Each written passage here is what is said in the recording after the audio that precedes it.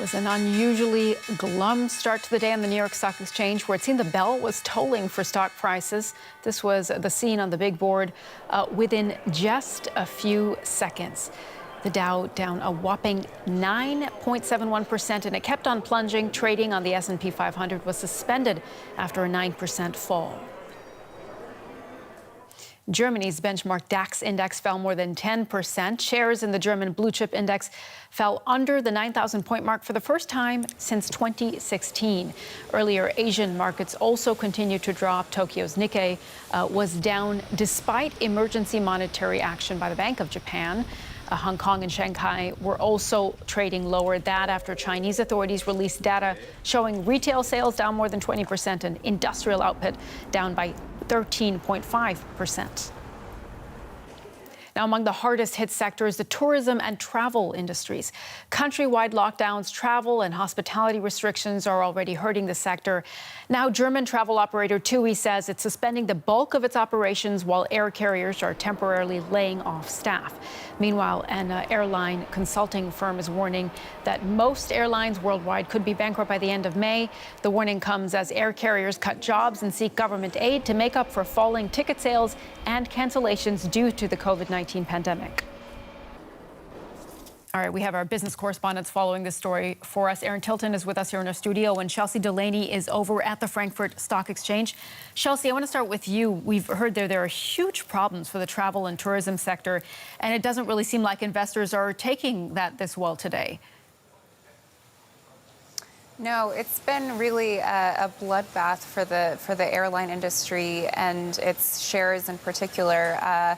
One of the biggest losers we're seeing here in Frankfurt on the DAX is Lufthansa, which is down about 12 to 13% today. So this is really coming after also a lot of volatility over the past several weeks. A number of airlines, Lufthansa, Air France, KLM, British Airways, all of them have lost about half of their market value over the past several weeks as the travel restrictions have started to increase. And airlines are doing all that they can right now to really sort of offset these impacts. They're cutting staff, they're cutting routes, but it is becoming increasingly likely that they're going to run out of cash at some point soon. Okay, so it's a dramatic situation for airlines. Aaron, coming to you, we've heard that Germany's TUI is now suspending much of its operations. How bad do things look for the tourism industry? Well, I'm not going to sugarcoat it. They look bad. You really have to look at this in the broad perspective. I mean, this is a perfect storm for the tourism industry. Of course, tourism is based on the idea of free travel amongst countries, and we're seeing one travel restriction after the other crop up, roads being closed, airports being closed. And why don't we just stay with the airline industry? I mean, these are just some of the headlines we've been getting in here in the last couple hours. British Airways says it's closing 75% of its routes in the coming weeks. Air France, also the same thing, canceling 70 to 90% of its routes. EasyJet, same thing, 75% of routes will be closed in April and May. And in the United States, American Airlines also says that they're closing their international capacity by 75%. I mean, that's a huge blow to the airlines, and one that it's going to be very, very difficult for them to recover from. I mean, that's why, just as Chelsea was saying there, we're seeing them approach government saying that they're going to need bailouts, some type of financial assistance, and then also going to their unions and saying, look, you know, they can't keep that entire staff on if they're to actually survive this this pandemic crisis that we're seeing right now. We were initially talking about short-term disruptions. Are these businesses really prepared for a long-term disruption? Well, that really is the big question. And, you know, with the airlines, I wouldn't be worried about it that much because it's just, I mean, they're a huge industry. And just as we saw in the financial crisis, they're the type of industry that governments like to get involved with and do like to bail out and make sure that they survive because they employ so many people. What I would really be concerned with are some of the secondary and tertiary companies involved in tourism. So I'm talking about things like hotels, like restaurants, like small mom and pop shop rather, that are dependent upon tourist dollars to stay open. I mean, at that level, the margins are so thin, they really can't afford to stay closed. And each day that we remain, they remain closed, it increases the probability that they won't be able to open up their doors. And then there's also the fact of their employees. A lot of them are like seasonal employees.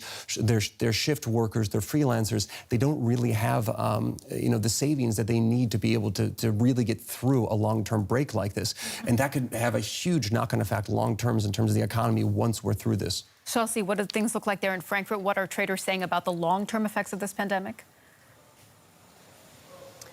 Well, this is obviously in the next several months going to have a significant impact on economic growth. If we see economies grind to a halt like they did in China, like they are in Italy right now, that will really impact the entire economy. In the long term, investors, economists do see the economy rebounding in the next several months and by 2021, for example. But I think this is also raising a lot of questions about the future of globalization. Is this going to have people sort of coming back home? But all of that's still up in the air right now. All right, our business team here, Chelsea Delaney in Frankfurt and Aaron Tilton with us here in our studio. Thank you both very much. Thank you. The German decision to close its borders has already ruffled some feathers here in Europe. Let's go to DW correspondent Georg Mattes standing by in Brussels. Hi, Georg. French President Emmanuel Macron, he is not happy with Germany's border control measures. Tell us more about that. That's right. The French president, after having a phone conversation with German Chancellor Angela Merkel, condemned these measures, saying that this is not the right way to act in order to stop this virus, to make a mutual effort to stop this virus. And it was reiterated in a press conference here in Brussels, where the spokesperson of the European Commission also made clear that the individual closing of national borders is not something the Commission regards as helpful, seeing that the virus has already spread to all of the EU's member states, and that although, as Bernd Riegert has pointed out, there are currently no traffic jams, this is something one wants to avoid. One wants the supply chains for medical goods and for food to remain intact.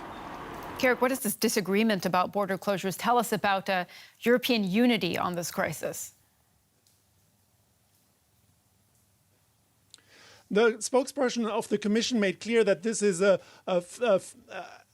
mobile situation now, something they haven't seen so far. So he didn't want to say that there is disunity on that aspect. There is movement. The interior ministers are, for instance, debating now whether the closure of external borders would be an option. That is something we heard from the office of President Macron, that within the next couple of hours, the external borders of the European Union could be closed. And that could be an effort in order to protect the internal market and to make sure that the medical goods and the food supply remain for those people who are mostly need them. All right, DW correspondent Georg Mattes reporting for us there from Brussels. Thank you very much. As Germany moves to close its borders to the rest of Europe, daily life inside the country is grinding to a halt. Across the nation, schools, restaurants, churches, many other social spaces have been closed or restricted. Here's how Germans have been dealing with the disruption. An eerie silence has descended over this Munich secondary school, just one of thousands of schools and kindergartens across Germany which are closed from today until at least the middle of April. In Bavaria, further drastic measures were introduced on Monday to slow down the spread of the virus. At a press conference, which journalists could only follow via video link, the Bavarian premier announced a state of emergency in his region. The university hospitals are asking medical students to make themselves available to assist permanent staff. Retired doctors and doctors on parental leave will be asked to come in as well. Bavaria has also ordered the closure of cinemas, theatres and clubs. Restaurants and cafes can only stay open until 3 p.m. But banks, pharmacies and supermarkets are so far exempt from restrictions. We don't see any reason for concern at this time, but everyone should be responsible about what they really need. And everything will be done to ensure that supplies are available. The Robert Koch Institute, the German government's main medical advisor, said it was important to implement tough measures now because the number of coronavirus cases continues to rise sharply. It's not sensible, instead of going to a club, to invite people back to your home or to go to other parties where a lot of people come together. I'm saying this because apparently some people have held so-called corona parties after clubs were closed. Please do not do this. Berlin's legendary nightlife has also been cut back massively. Clubs have closed, bars that are open are almost empty. I don't have any customers. I've got a man on the door making sure that no more than 49 people come in. Then we have to close. We can't let in any more, but no more than are not coming. That is the situation now, but new rules might be announced any day.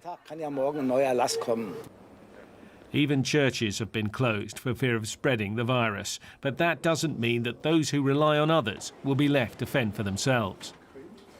I have asked our pastors to make sure they continue intensive contact with people who are afraid, above all the old and the sick. We will continue to seek these people out. Germany's response to the virus is a mixture of coming together in solidarity and battening down the hatches, and hoping that those measures have the desired effect.